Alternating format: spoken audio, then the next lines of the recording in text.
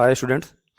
आज की क्लास में हम अपना अगला टॉपिक शुरू करने वाले हैं जिसका नाम है अपरिमेय संख्याओं का पुनर्भ्रमण। दोस्तों, अपरिमेय संख्याएं वो संख्याएं होती हैं जिन्हें हम अंश बटे हर के रूप में नहीं लिख सकते। जैसे हमारी कोई संख्या हो गई p अपॉन q, ये एक परिमेय संख्या है।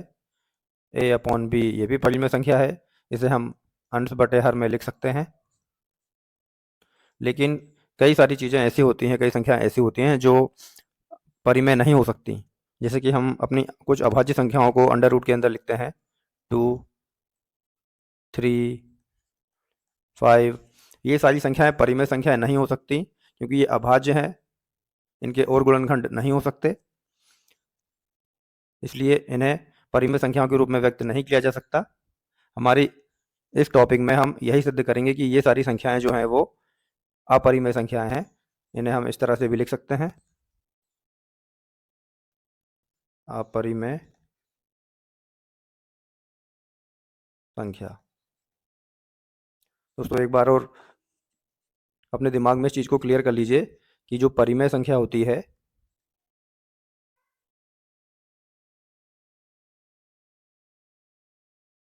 उसे हम अंश बटे हर में व्यक्त कर सकते हैं, लिख सकते हैं।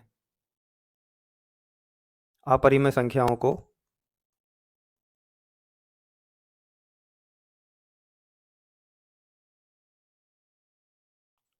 अंश बटे हर में नहीं लिख सकते, इसलिए वो अपरिमेय कहलाती हैं। ठीक है। और यहाँ पर एक कंडीशन भी होती है, जैसे हमारी कोई संख्या हुई p अपॉन क्यू, तो q को 0 नहीं होना चाहिए, क्योंकि q अगर 0 रहेगा तो फिर हमारा आंसर जो है वो इनफाइनाइट हो जाएगा। ठीक है। If q is equal to से 0, आंसर हमारा इनफाइनाइट हो जाएगा, क्योंकि 0 से किसी भी चीज़ को डिवाइड करोगे तो वो इनफाइनाइट टाइम्स जाएगी, इसलिए q को 0 नहीं होना चाहिए। इन जितनी भी हमारी अभाज्य संख्याएं हैं जो अंडर रूट के अंदर लिखी हुई है, इन्हें अपरिमेय संख्या साबित करने के लिए हम अपनी आधारभूत प्रमेय का इस्तेमाल करेंगे।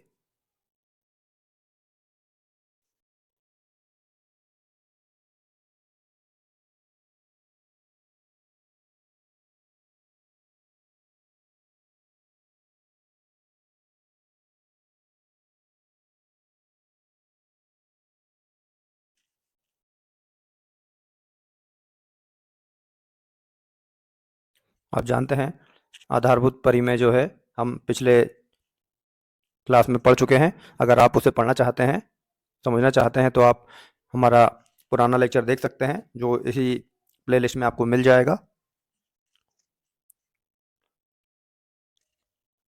जो आधारभूत परिमेय होती है उसके हिसाब से हमें ये साबित किया जाता है कि कोई संख्या, जैसे कि कोई भी संख्या p है, अगर वो ए स्क्वायर को डिवाइड करती है तो वो ए को भी डिवाइड करेगी। बात को समझिएगा दोस्तों, कोई संख्या p है, अगर वो इस ए स्क्वायर को डिवाइड कर रही है तो वो ए को भी डिवाइड करेगी। ठीक है ना।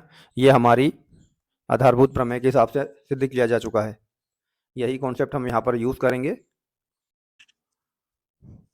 किसी भी अंडर रूट वाली स्क्वायर वाली संख्या को अपरिमेय संख्या साबित करने से पहले हम अपनी एनसीईआरटी बुक की प्रमेय 1.3, ये एक एग्जाम्पल है, इसे देखते हैं, इसे समझने की कोशिश करते हैं, क्योंकि इसका इस्तेमाल जगह जगह, इसके कॉन्सेप्ट का इस्तेमाल जगह जगह हमें आगे अपने अंडर रूट वाली संख्याओं को अपरिमेय साबित करने के लिए होगा। इसके हिसाब से मान लीजिए p एक अभाज्य संख्या है। यदि p ए स्क्वायर को विभाजित करती है तो p a को भी विभाजित करेगी।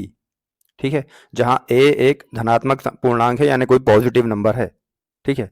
अब हम मान लेते हैं कि a के अभाज्य गुणनखंड निम्नलिखित रूप के हैं, a इज इक्वल टू से p1 p2 dash dash dash p raised power n तक। मतलब ये जो है p रेस्ट पावर n तक जा रहे हैं, ये a के गुणनखंड है। ठीक है। और जहां p1 p2 p dash dash pn जो है अभाज्य संख्याएं हैं, मतलब हमारा जो a है वो हमारा p1 p2 p3 यूं करते हुए p रेस्ट पावर n तक जाता है, और ये सभी अभाज्य हैं। ठीक है। आधारभूत प्रमेय में अभाज्य संख्याओं का ही इस्तेमाल इस तरह से होता है, आपको पता ही होगा, पिछली क्लास में हमने पढ़ा भी था। परंतु आवश्यक रूप से भिन्न भिन्न नहीं है। ठीक है, मगर ये जो अभाज्य गुणनखंड है वो ये बोल रहा है कि ये भिन्न भिन्न नहीं है, मतलब ये समान है। ठीक है, मतलब ये सारे गुणनखंड जो हैं वो सारी सेम संख्याएं ही हैं। ठीक है, अलग अलग नहीं है। तो हम क्या लिख सकते हैं, जैसे कि a इज इक्वल टू से हम p मानते हैं या p रेस्ट पावर n तक मान रहे हैं, तो a स्क्वायर की पावर बराबर क्या हो सकता है, p1 p2 p3 dash dash dash pn, और इन सब के मल्टीप्लिकेशन में फिर से p1 p2 p3 dash dash dash pn। ठीक है, ये हो गई, जहां पर p1 p2 p3 dash dash dash p raised power pn तक जो है अभाज्य गुणनखंड है। ठीक है, तो अब अंकगणित की आधारभूत प्रमेय के अद्वितीय गुण का प्रयोग करने पर हम पाएंगे कि ए स्क्वायर के अभाज्य गुणनखंड केवल p1 rest power p1 n है, इसलिए p को p1 p2 pn में से ही एक होना चाहिए। देखिए सिंपल सी बात है, जो हमारी संख्या थी p जो ए स्क्वायर को विभाजित कर रही थी और ए के गुणनखंड हमारे p1 p2 और डेडेस्ट pn निकले हैं, तो ये संख्या जो है वो इनमें से ही किसी एक कोई एक होगी। ठीक है, ये जो हमने p रेस्ट पावर n तक बनाया है इनमें से ही कोई एक होगी, इसीलिए ये ए स्क्वायर को डिवाइड कर रही है तो ए को भी डिवाइड करेगी। सिंपल सी बात है, दोस्तों कॉन्सेप्ट को अपने दिमाग में अच्छी तरह से बिठा लीजिए। ठीक है, ए की वैल्यू जो है वो p1 p2 p raised power p n तक जा रही है, तो उसके स्क्वायर की वैल्यू यानी कि इन्हीं का आपस में मल्टीप्लिकेशन। ठीक है, इसलिए जो p संख्या है वो हमने मानी थी कि ए स्क्वायर को डिवाइड करती है, तो ए स्क्वायर इस तरह से करने पर वो इनमें से ही कोई संख्या होगी, यानी कि वो ए को भी डिवाइड करेगी। सिंपल सी चीज है, इसी कॉन्सेप्ट का इस्तेमाल हम अपने आने वाले सवालों में करेंगे। दोस्तों एनसीईआरटी की बुक में हमारा अगला एग्जाम्पल है प्रमेय 1.4, और हमें साबित करना है कि अंडर रूट 2 एक परिमेय संख्या है। परिमेय संख्या यानी कि अंश बटे हर वाली संख्या। ठीक है, मतलब कि अंडर रूट 2 जो है वो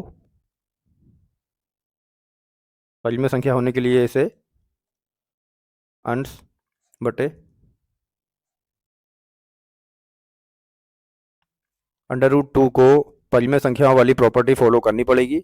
अगर ये परिमेय संख्याओं की के गुण को नहीं अपनाता है या झुटला देता है या विरोधाभास हमें देता है, तो इसका मतलब होगा कि ये परिमेय संख्या नहीं है। जैसे कि हमें पता है कि हमारी जो परिमेय संख्या होती है, जैसे कि हम कोई p बटे q मानते हैं, तो इन दोनों में जो एक होता है वो उभयनिष्ठ होता है, एक के अतिरिक्त कोई दूसरा गुणधर्म नहीं होता है। जैसे कि कोई संख्या हुई, हम लेते हैं जैसे कि 10 बटे हम लेते हैं 12। ठीक है, तो हम इसे 2 से काट देंगे, ये 5 बार और ये 6 बार। ठीक है, अब ये दोनों संख्याएं जो हैं वो सहअभाज्य होंगी। सहभाज्य मतलब इन दोनों का एक ही उभयनिष्ठ गुणनखंड होगा और वो होगा 1। आप देख लीजिए, ये परिमेय संख्या इसीलिए है क्योंकि इसको इससे आगे काटा नहीं जा सकता और इसका उभयनिष्ठ गुणनखंड सिर्फ एक ही है। अगर हम साबित कर दें कि अंडर रूट 2 का गुणनखंड एक के अलावा और कोई दूसरा भी हो, तो हम साबित कर देंगे कि ये एक परिमेय संख्या नहीं अपरिमेय संख्या है। अगर ये अपरिमेय संख्या होगी तो इसका सिर्फ एक ही गुणनखंड होना चाहिए, 1। ठीक है, इसके अतिरिक्त कोई दूसरा उभयनिष्ठ गुणनखंड नहीं आना चाहिए इन दोनों का। अगर आ गया तो इसका मतलब होगा कि ये एक परिमेय संख्या नहीं है, ये अपरिमेय संख्या है। ठीक है, हम यहाँ पे यही करेंगे।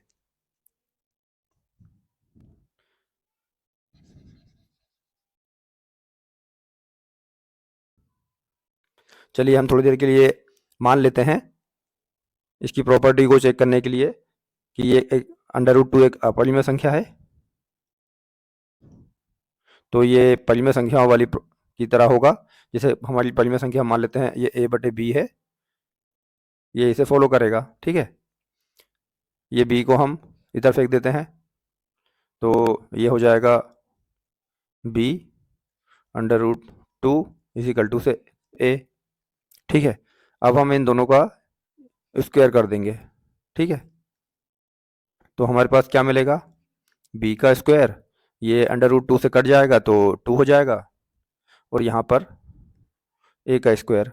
ठीक है, अब यहाँ पर हम देख सकते हैं कि ए स्क्वायर का एक गुणनखंड तो 2 है ही। ठीक है, साफ साफ हमें यहाँ पे दिखाई दे रहा है। यहाँ से इस फॉर्मूले से, इस इक्वेशन से हमें एक चीज़ और पता चली कि जो 2 है वो ए को भी डिवाइड करेगा। कैसे? क्योंकि हम यहाँ पे लिख सकते हैं b square is equal to से ए स्क्वायर अपॉन 2, मतलब 2 इसका एक गुणनखंड है। और आपको पता है कि अब हम फिर से एक चीज़ और मानेंगे, जैसे कि हम यहाँ पर मान लेते हैं ए इज इक्वल टू से 2n। ठीक है, जैसे हम मान लेते हैं कि ये 2 का कोई गुणनखंड है और एक संख्या कोई और गुणनखंड कोई दूसरा होगा, ये कोई भी हो सकता है, हम इस तरह से इसे मान लेते हैं फिलहाल, इसे परिमेय साबित करने के लिए। तो फिर हम इसे वापस पुट करेंगे यहाँ पर। ठीक है, जहाँ under root 2 upon 1 is equal to से ए अपॉन बी है, हम ए की जगह पे 2n रखेंगे तो क्या होगा, under root 2 upon 1 is equal to से 2n अपॉन बी। फिर हम इस बी को यहाँ पे इस तरफ शिफ्ट कर देंगे तो ये हो जाएगा b under score 2 is equal to से 2n। फिर हम इन दोनों का वर्ग कर देंगे तो ये हो जाएगा बी स्क्वायर 2, ये 2 से वर्ग कट जाएगा, इज इक्वल टू से यहाँ पे हो जाएगा 4 और यहाँ पे हो जाएगा n का स्क्वायर। ठीक है, फिर इस 2 से ये 4 2 बार कट जाएगा, तो हमारे पास जो फाइनल इक्वेशन आएगी वो आएगी b square is equal to से 2n का स्क्वायर। और फिर हम इस 2 को नीचे भेज देंगे, b square upon 2 is equal to से n का स्क्वायर। तो यहाँ पर एक चीज़ और साबित हो गई कि हमारा जो b है वो भी 2 से डिवाइड होता है। इस तरह से यहाँ पर हमें साबित हो गया था कि, हमने यहाँ पे साबित किया था कि a भी 2 से भाज्य है, विभाजित होता है, और यहाँ पर b भी 2 से भाज्य है, मतलब उसका एक कॉमन गुणनखंड 2 भी है। तो अब देखिए, कोई भी परिमेय संख्या जो होती है उसके लास्ट में सिर्फ एक ही उभयनिष्ठ गुणनखंड होता है, एक, मतलब इनका हम अगर HCF लेते हैं, कोई भी गुणनखंड, हम किसी भी परिमेय संख्या का जब HCF लेते हैं तो वो 1 आता है। ठीक है, लेकिन यहाँ पर HCF 1 भी नहीं आने वाला है। अगर ये परिमेय संख्या होती तो इसका भी HCF 1 आता, और 1 के अलावा कोई दूसरा, दोनों जो सहभाज्य संख्याएं थी इनका गुणनखंड कोई दूसरा नहीं होता। ठीक है ना दोस्तों, ये सिर्फ एक एग्जाम्पल है जो बुक में दिया है। इस तरह से हमने साबित कर दिया है कि ये परिमेय संख्याओं की प्रॉपर्टी को फॉलो नहीं कर रहा है।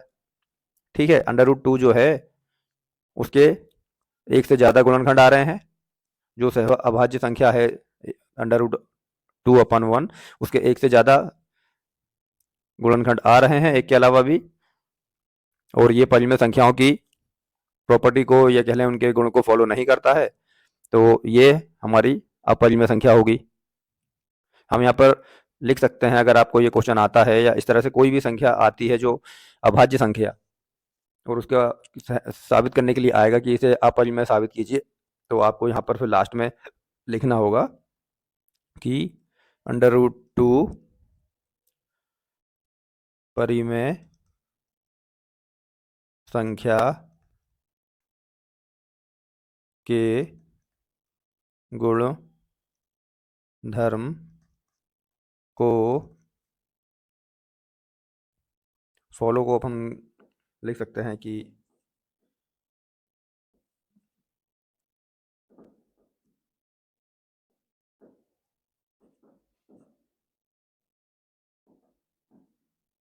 हम लिख सकते हैं वह नहीं करता है,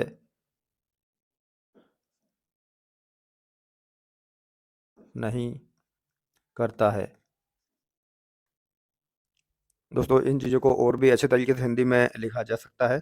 मेरी हिंदी अब इतनी अच्छी है नहीं, इसलिए आप थोड़ा-सा समझ लीजिएगा। आपको एनसीईआरटी की बुक में एकदम स्टैंडर्ड हिंदी मिलेगी, आप उससे भी लिख सकते हैं।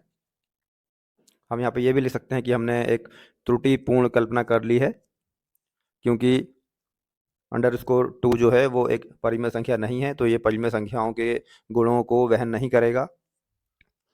दोस्तों, हमारी एनसीईआरटी की बुक का अगला एग्जाम्पल है कि अंडर रूट 3 एक अपरिमेय संख्या है। तो दोस्तों, जैसे हमने अंडर रूट 2 को अपरिमेय संख्या साबित किया था पिछले एग्जाम्पल में, उसी तरह हम अंडर रूट 3 को भी एक अपरिमेय संख्या साबित कर सकते हैं।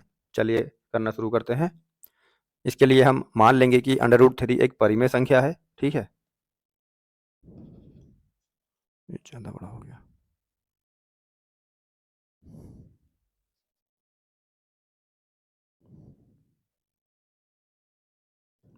मान लेते हैं कि अंडर रूट 3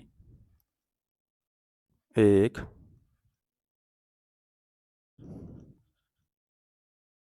परिमेय संख्या है। ठीक है, अब जब ये परिमेय संख्या होगी तो ये कुछ इस प्रकार से होगी।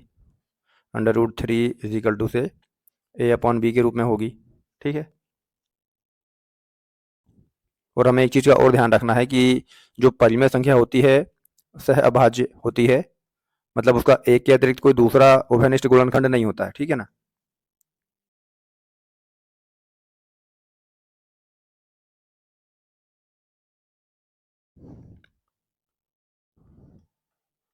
जहाँ A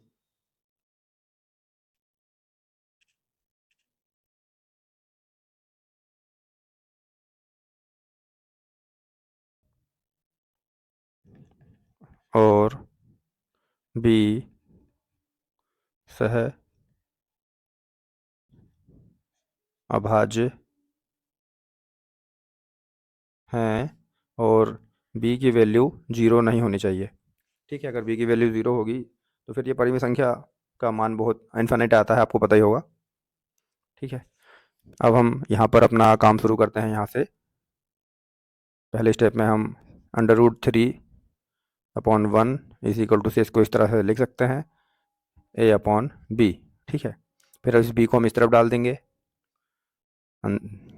B into under root 3 is equal to से ये इस तरफ जाए या ना जाए की बात है, वो तो ये तो रहता है, वन तो रहता ही है, ये ए होगा। ठीक है, फिर हम दोनों तरफ का वर्ग कर देंगे, ये संख्या हो जाएगी बी स्क्वायर, और ये 2 से ये कट जाएगा अंडर रूट, तो यहाँ पे हो जाएगा 3 इज इक्वल टू से ए का स्क्वायर। फिर हम इसे और एक तरीके से लिखते हैं, b square is equal to से 3 को यहाँ नीचे भेज देंगे, ए स्क्वायर अपॉन 3। तो देखिए यहाँ पर एक चीज़ साबित हो गई कि ए जो है वो, सॉरी, 3 जो है वो ए का एक उभयनिष्ठ गुणनखंड है, क्योंकि ये ए जो है वो 3 से विभाजित होता है।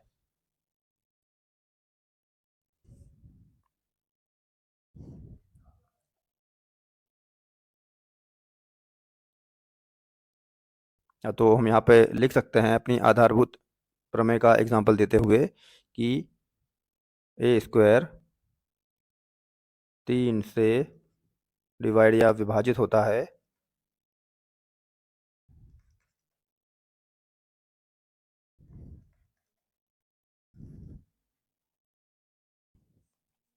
तो जो हमारा 3 है वो ए को भी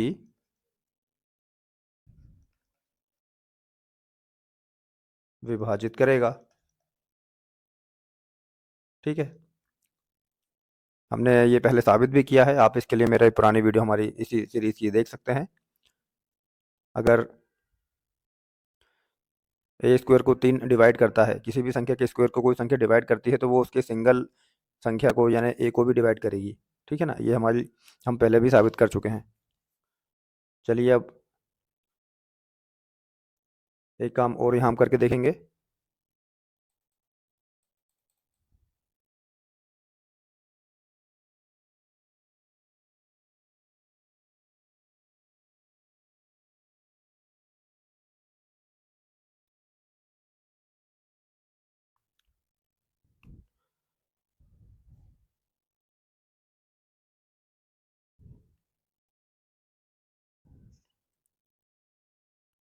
अब हम यहाँ पर एक नया काम करके देखेंगे।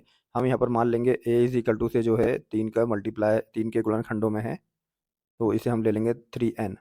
ठीक है, क्योंकि ये 3 के मल्टीप्लिकेशन में हमें लेना है, क्योंकि हमें साबित करना है कि ये 3 के मल्टीप्लिकेशन में होता है, 3 से डिवाइड होता है। ठीक है ना, आपने यहाँ पे देखा था, उसी तरह से हमने यहाँ पे मान लिया a इज इक्वल टू से 3n।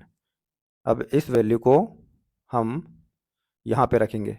ठीक है, a की वैल्यू को मैं यहाँ पे फिर से लिख देता हूँ, √3/1 इज इक्वल टू से a अपॉन b था, या फिर इसको हम लिख सकते हैं a की जगह पे 3n अपॉन या बटे b।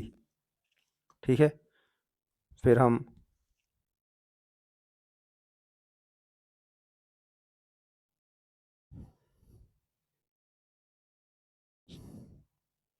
दोनों का वर्ग कर देंगे। ठीक है,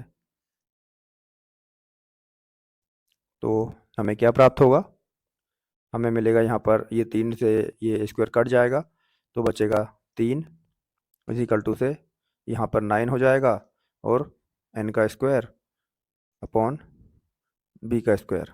ठीक है, इस b को हम इस तरफ भेज देंगे, तो ये हो जाएगा b का स्क्वायर इंटू 3 इजिकल टू से 9 n का स्क्वायर। इस 3 से ये 9 3 बार कट जाएगा, तो फाइनल हमारे पास बचेगा b स्क्वायर इजिकल टू से 3n का स्क्वायर। इस 3 को हम इधर भेज देंगे, तो ये हो जाएगा b का स्क्वायर अपॉन 3 इजिकल टू से n का स्क्वायर। तो यहाँ पर एक चीज़ हमने और साबित कर दी कि हमारा जो b है वो भी 3 से डिवाइड होता है, मतलब विभाजित होता है। अगर 3 b स्क्वायर को विभाजित कर रहा है तो ये b को भी विभाजित करेगा, यही हमने पढ़ा है।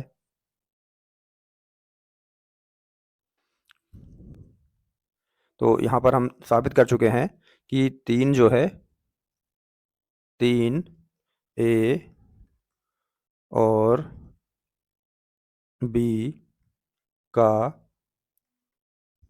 एक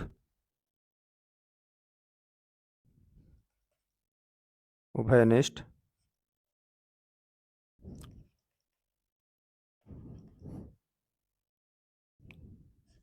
गुणनखंड है। और देखिए,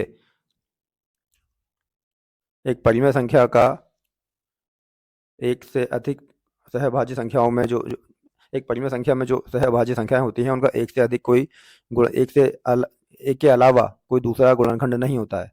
इस प्रकार से ये √3 जो है वो एक परिमेय संख्या नहीं होगा।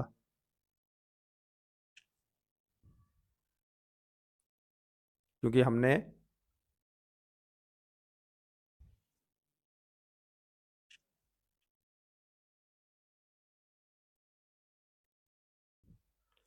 देखिए, अगर किसी भी परिमेय संख्या का एक से अधिक अभाज्य गुणनखंड होंगे तो वो सहभाज्य नहीं होगी।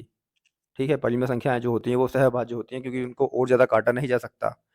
हम जब फाइनल उन्हें ले आते हैं काटने के बाद में, जो भी संख्याओं को जो लास्ट में बचती हैं परिमेय संख्याएं, उनको और काटा नहीं जा सकता। और यहाँ पर ये बता रहा है कि इनका एक और गुणनखंड है 3, एक के अलावा लास्ट में बचा हुआ है, तो फिर वो परिमेय होंगे ही नहीं। तो आप यहाँ पे लिख दीजिएगा, अतः √3 एक परिमेय संख्या नहीं है। तो दोस्तों, हम जानते हैं जो परिमेय संख्याएं होती हैं,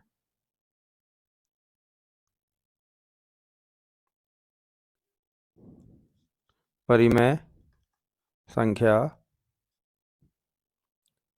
a अपॉन v या a बटा b के रूप में होती है, जहाँ b 0 नहीं होता, a और b सह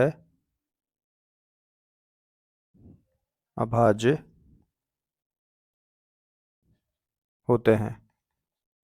ठीक है, तो हम इसको लिख लेते हैं 5 माइनस √3 इजिकल टू से, अगर ये परिमेय संख्या हमें मान लेते हैं कि ये परिमेय संख्या है और परिमेय संख्या a अपॉन b के रूप में होती है। ठीक है, अब हम यहाँ पर एक चीज़ और लिख सकते हैं कि इसको अगर हम ठीक से लिखें तो इस 5 को हम इस तरफ भेज देंगे तो संख्या इस तरह से हो जाएगी, √3 इज इक्वल टू से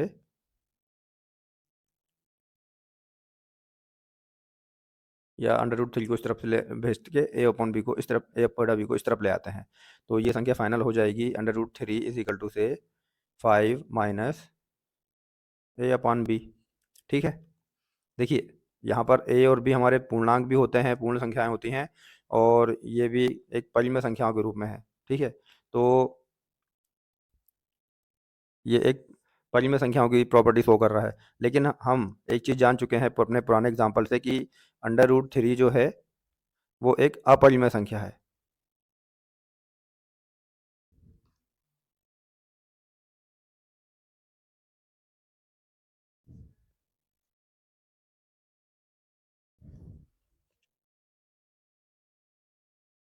हम अपने पुराने एग्जाम्पल में ये साबित भी कर चुके हैं, तो यहाँ पर हमें एक विरोधाभास मिल रहा है कि ये अपरिमेय संख्या है, तो इसका जो मान होगा, जो भी संख्या आएगी वो भी एक अपरिमेय संख्या ही होगी, तो हमने ये साबित कर दिया है।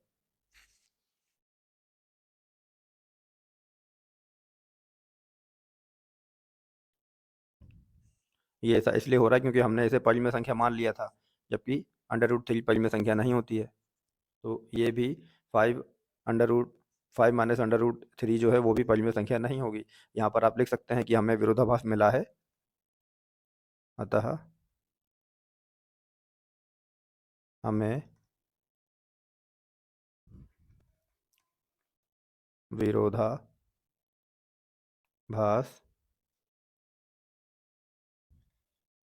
प्राप्त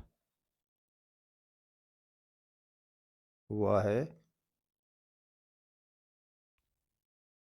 इसलिए 5 माइनस √3 परिमेय संख्या नहीं है।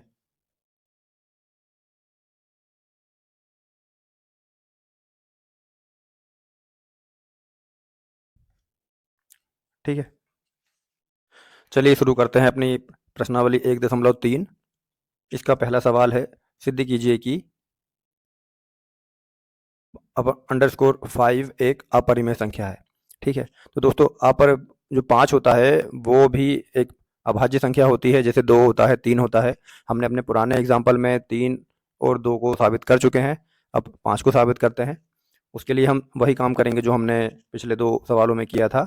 हम इसे एक परिमेय संख्या मान लेंगे और इससे परिमेय संख्या वाली प्रॉपर्टी फॉलो कराने की कोशिश करेंगे, जो कि ये नहीं करेगा। तो हम कह देंगे कि ये परिमेय संख्या वाले प्रॉपर्टी को फॉलो नहीं करता है या वहन नहीं करता है। जैसे कि कोई भी परिमेय संख्या होती है, उसका एक उभयनिष्ठ गुणनखंड होता है 1। ठीक है, हम जानते हैं कि परिमेय संख्या जो होती है वो अंश बटे हर में होती है, जैसे कि a/b। ठीक है, जहाँ b 0 नहीं होता है। ठीक है, और a b सह अभाज्य होते हैं,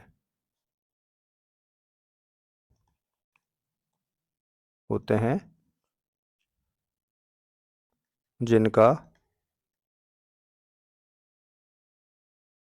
उभयनिष्ठ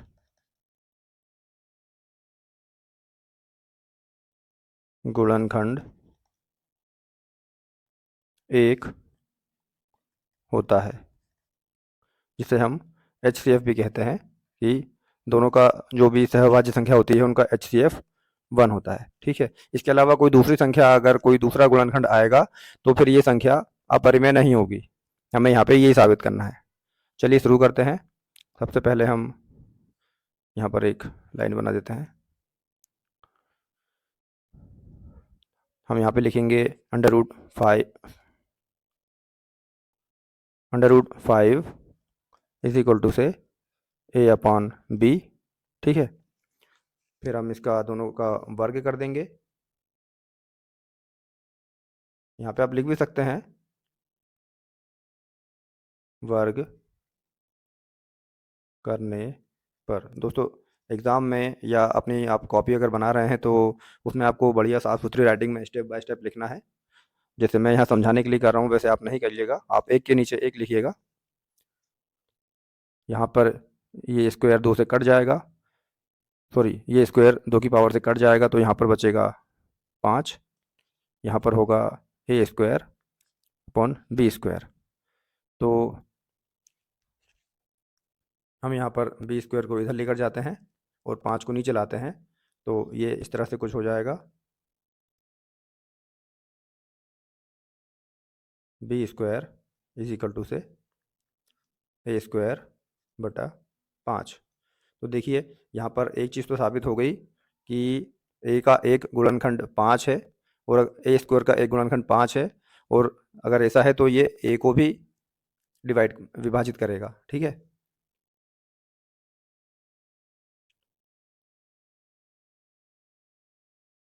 यहाँ ए स्क्वायर,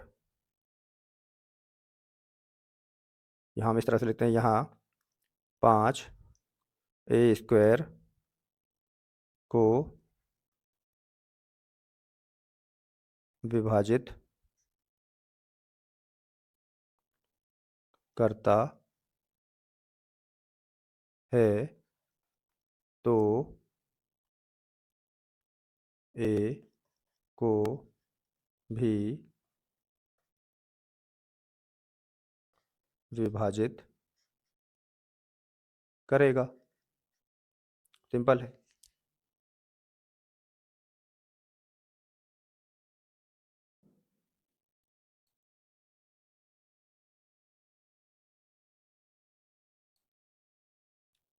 अब चलिए हम मान लेते हैं जैसे ए बराबर 5n, ठीक है, जहाँ n कोई पूर्णांक है।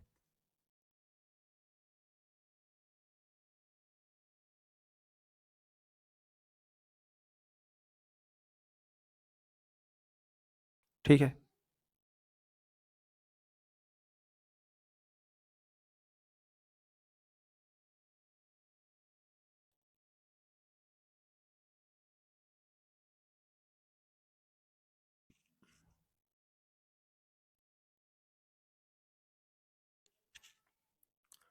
अब इसकी वैल्यू को हम ऊपर अपने फिगर में रख देते हैं। Under root 5 is equal to से ए अपॉन बी था, ए की जगह पे हम रख देंगे 5n।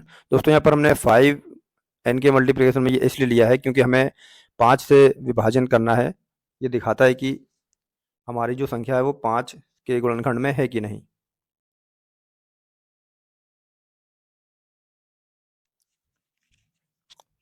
तो ये कुछ इस प्रकार से हो जाएगा, 5 इज इक्वल टू से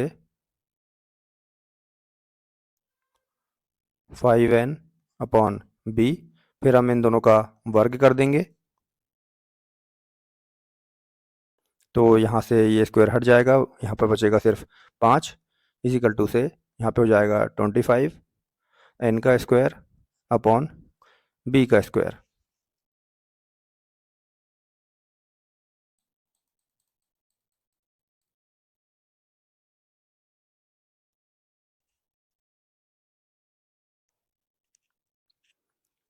अब हम इस बी स्क्वायर को, ये 5 एकम 5 और 5 25 से ये 5 बार कट जाएगा, और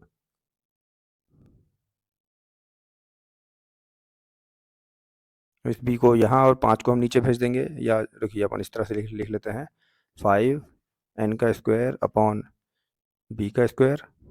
बी को हम इधर और 5 को उसके नीचे भेज देंगे तो ये हो जाएगा बी का square upon 5 is equal to से n का स्क्वायर। अब देखिए यहाँ पर जो इक्वेशन आई उसके हिसाब से हमारा 5 भी जो है वो बी स्क्वायर को डिवाइड कर रहा है, तो ये बी को भी डिवाइड करेगा। ठीक है ना, कैसे करेगा वो हमने पहले ऊपर एग्जांपल में अपनी पिछली क्लास में साबित कर दिया है। आपको यहीं पे लिख देना है कि 5 बी स्क्वायर को विभाजित करता है तो बी को भी विभाजित करेगा। इस प्रकार से ए बी दोनों का उभयनिष्ठ गुणनखंड 5 होगा। अब देखिए, किसी भी संख्या का गुणनफल खंड एक के अलावा कुछ और होता है तो वो संख्या परिमेय संख्या होगी ही नहीं, वो अपरिमेय संख्या होगी। तो हम कह सकते हैं कि अतः _5 अपरिमेय है।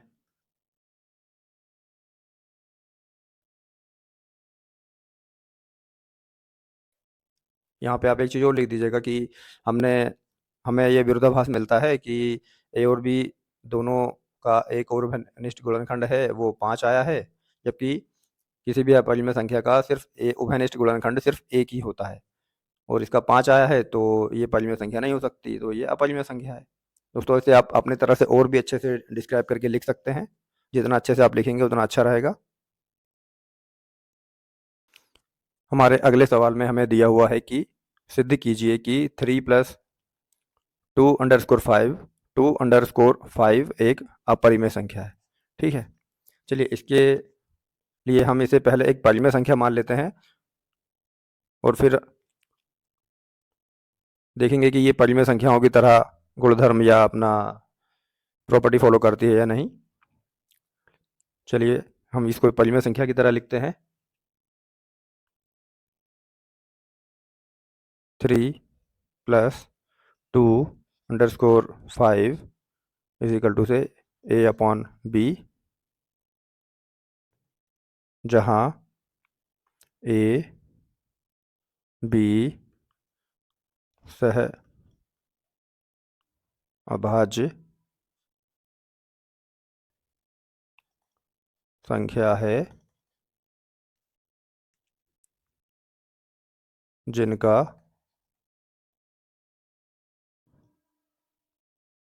उभयनिष्ठ गुणनखंड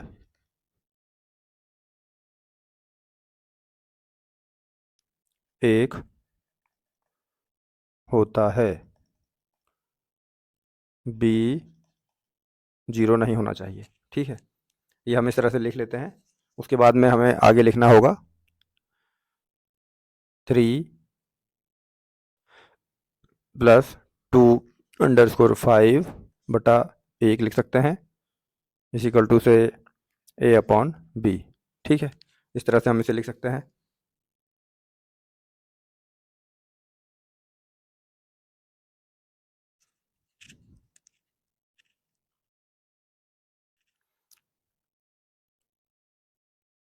अब दोस्तों हम यहाँ से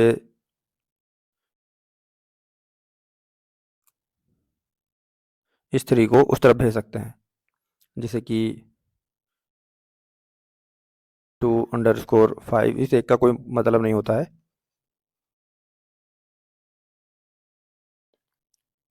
ये हो जाएगा A/B -3। ठीक है, फिर हम इसे क्या कर सकते हैं, A/B -3B या B3, जैसा भी आप लिखना चाहें। ठीक है, उसके बाद हमारी फाइनल इक्वेशन जो रहेगी वो कुछ इस प्रकार से होगी 2_5 = से A-3B/B। फिर हम इस 2 को भी नीचे भेज दें तो ये हो जाएगा _5 = से A-3B/2B।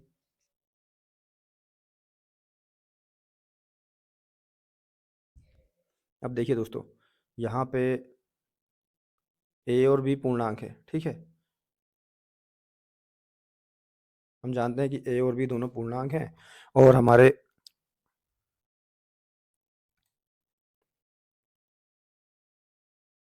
3 और 2 हैं जो हैं वो दोनों भी पूर्णांक हैं, ठीक है। हम यहाँ पे लिख सकते हैं ब्रैकेट बना के या बिना ब्रैकेट के भी साइड में कि ए बी 3 2 पूर्णांक हैं।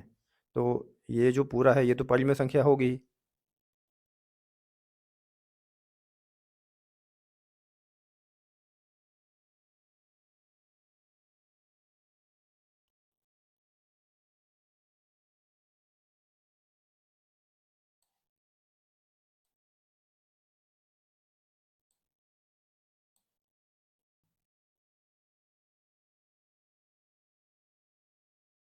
जबकि हम ये भी जानते हैं कि अंडरस्कोर 5 जो है वो एक अपरिमेय संख्या है, ठीक है।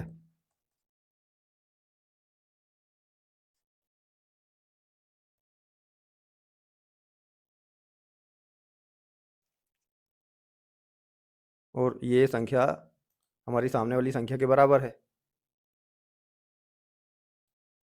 तो हमारी सामने वाली संख्या भी अपरिमेय संख्या ही होनी चाहिए।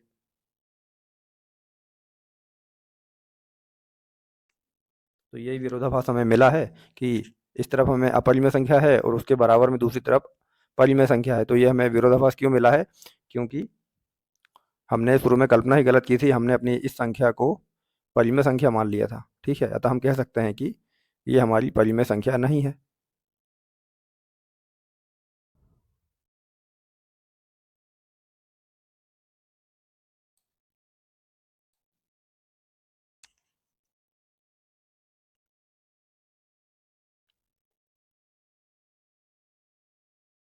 अतः हम विरोधाभास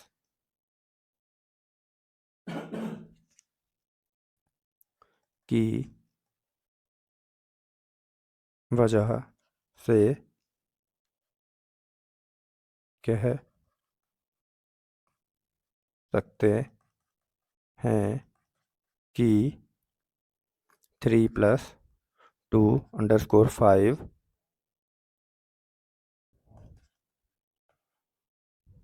अपरिमेय संख्या है। That's it.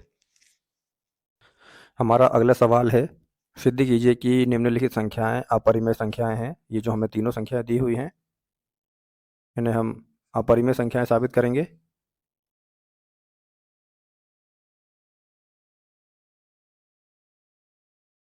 इसके लिए हम वही सब करेंगे जो अभी तक हम अपने पिछले सवालों में करते आए हैं। अगर आपको कॉन्सेप्ट अच्छी तरह से क्लियर हो गया है तो ये सवाल आप अपने खुद से भी करके देखिएगा आपसे बनते हैं या नहीं। अगर नहीं बनते हैं या कोई भी डाउट है तो फिर यहाँ पर सॉल्यूशन तो हम आपको दे ही रहे हैं, लेकिन इससे आपकी प्रैक्टिस भी हो जाएगी और आपके कॉन्सेप्ट भी क्लियर हो जाएंगे। हमारा पहला सवाल है 1/√2। हम इसे परिमेय संख्या के रूप में लिख लेंगे a/b, ठीक है। जहाँ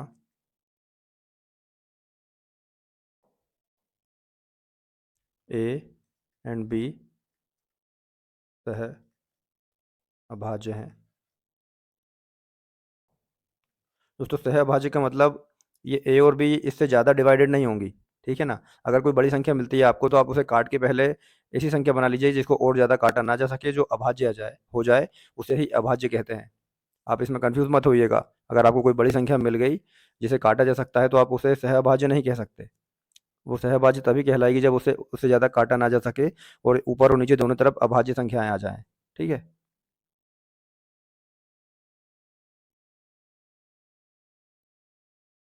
और बी ज़ीरो नहीं होना चाहिए और ए और बी का उभयनिष्ठ यानी कॉमन गुणनखंड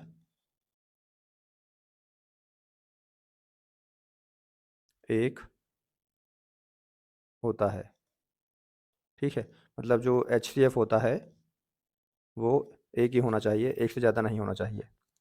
चलिए हम साबित करके देखते हैं।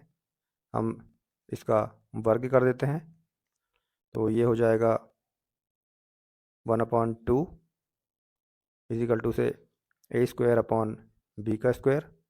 हम 2 को यहाँ भेज देंगे, B² को इधर भेज देंगे, तो ये हो जाएगा B² इजिकल टू से,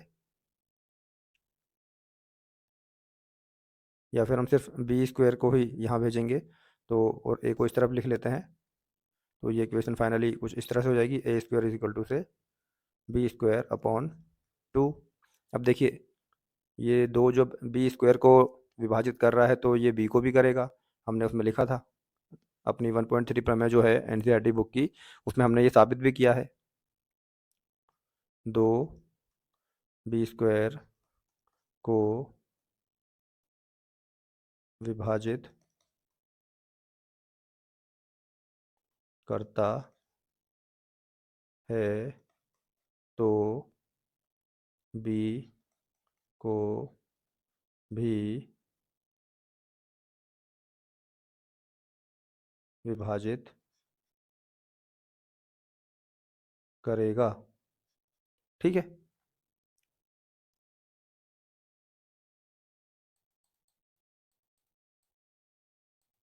दोस्तों सब कुछ वैसा ही है जैसा पिछले सवाल में था, सिर्फ संख्याएं चेंज हो रही हैं, कॉन्सेप्ट वही है।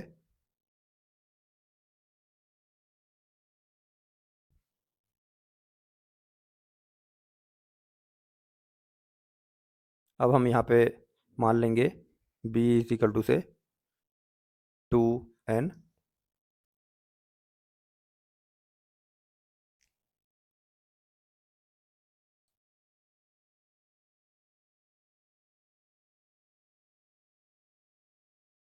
जहाँ n कोई पूर्णांक होता है, और 2 के मल्टीप्लिकेशन में दोस्तों इसलिए एज्यूम करते हैं क्योंकि हमें पता है कि अब b के अभाज्य गुणनखंडों में 2 है, इसलिए हम 2 मान लेते हैं, n कोई भी पूर्णांक हो सकता है। हम यहाँ लिख देते हैं जहाँ n कोई पूर्णांक है, यहाँ पे लिख देते हैं इस तरह से, मान मान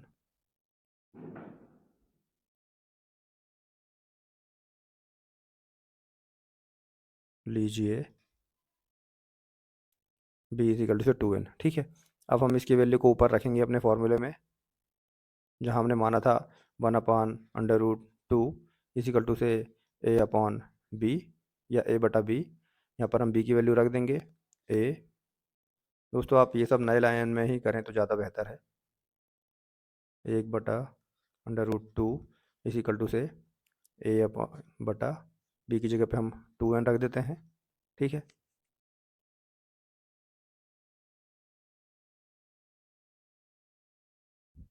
फिर इनका वर्ग कर देंगे,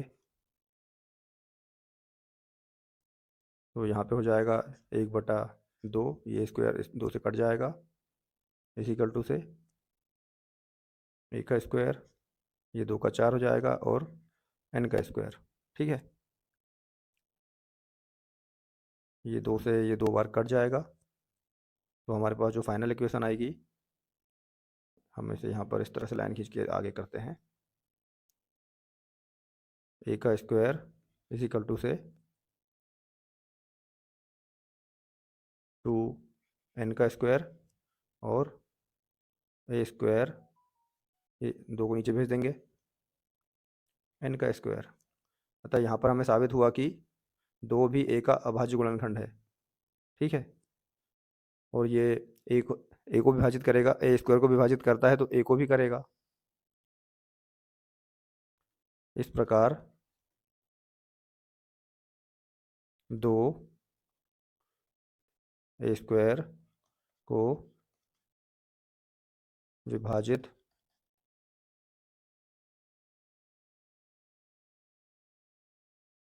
करता है तो a को भी करेगा।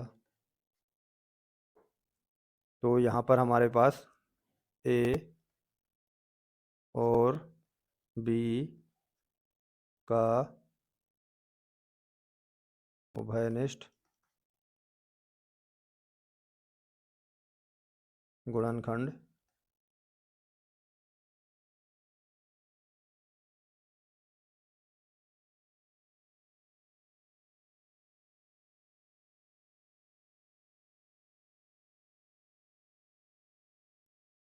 दो प्राप्त हुआ। अब दो प्राप्त हुआ है तो ये तो परिमेय हो ही नहीं सकता, क्योंकि परिमेय संख्याओं का गुणनखंड सिर्फ एक होता है, हमने शुरू में भी देखा है।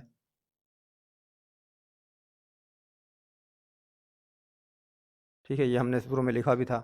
इसलिए हमारे पास जो संख्या है वो अपरिमेय होगी, परिमेय नहीं होगी। ठीक है, ये हम साबित कर चुके हैं। नीचे आप लिख दीजिएगा कि अतः 1/√2 अपरिमेय संख्या होगी। ठीक है, अब चलते हैं अपने अगले सवाल पर। वो है 7/5 या 5। चलिए हम अपनी इस संख्या को भी अपरिमेय संख्या के रूप में लिख लेते हैं, सॉरी परिमेय संख्या के रूप में लिख लेते हैं। 7/5 इज इक्वल टू से a/b। हम जानते हैं कि a और b सहभाज्य हैं और b 0 नहीं हो सकता। ठीक है, b is not equal to 0 and 1 उभयनिष्ठ गुणनखंड होता है।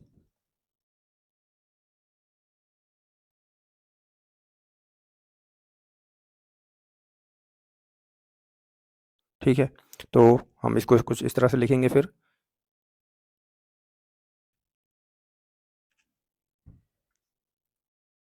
b को हम इस तरह भेज सकते हैं, 7/5 into b is equal to से a।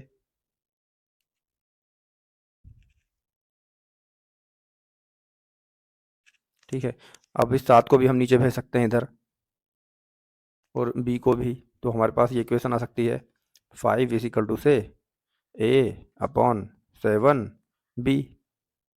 अब हमको पता है कि 5 जो है वो अपरिमेय होता है, तो हम यहाँ पे लिख सकते हैं कि 5 अपरिमेय है, तो ये संख्या भी परिमेय अपरिमेय होगी। सिंपल सी चीज़ है।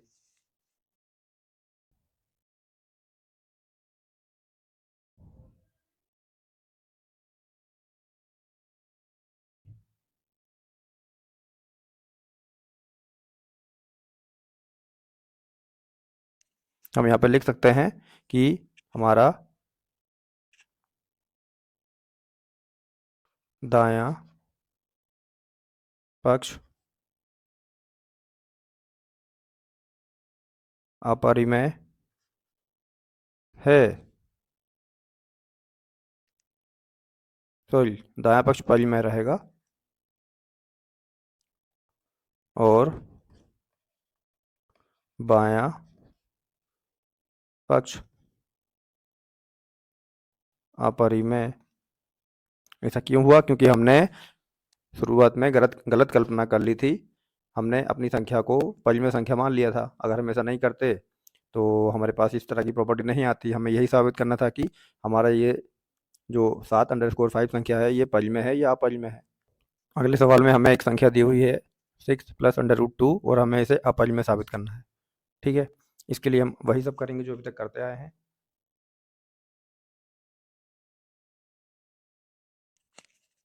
हम मान लेते हैं कि ये एक परिमेय संख्या है, 6 + +2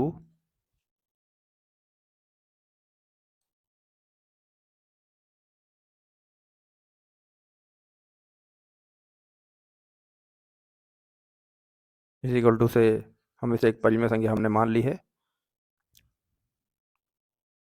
जहाँ b is not equal to 0। और चलिए आगे बढ़ते हैं। हम इसे इस तरह से भी लिख सकते हैं कि 6 को हम उस तरफ भेज दें तो ये हो जाएगा _2 इज इक्वल टू से a/b -6। यहाँ से एलसीएम लेंगे तो ये हो जाएगा _2 इज इक्वल टू से b, यहाँ पे a -6b। ठीक है। अब हम जानते हैं कि हमारा अंडर स्कोर 2 अपरिमेय होता है, और ये जो सारी चीज़ें हैं ये परिमेय हो सकती है क्योंकि ये सभी पूर्णांक हैं। ठीक है। आप यहाँ पे इस तरह से सब लिख दीजिएगा कि ए, बी और 6 पूर्णांक हैं और अंडर रूट 2 अपरिमेय है, तो हमें अपना बायां पक्ष अपरिमेय मिला है, दायां पक्ष परिमेय है। तो ये विरोधाभास हमें इसलिए मिला है क्योंकि हमने गलत कल्पना कर ली थी कि ये संख्या हमारी परिमेय है, इस तरह से हमने मान ली थी। तो आप यहाँ पे लिख दीजिएगा लास्ट में कि इस प्रकार विरोधाभास के से ये साबित होता है कि 6 प्लस अंडर स्कोर 2 अपरिमेय संख्या है।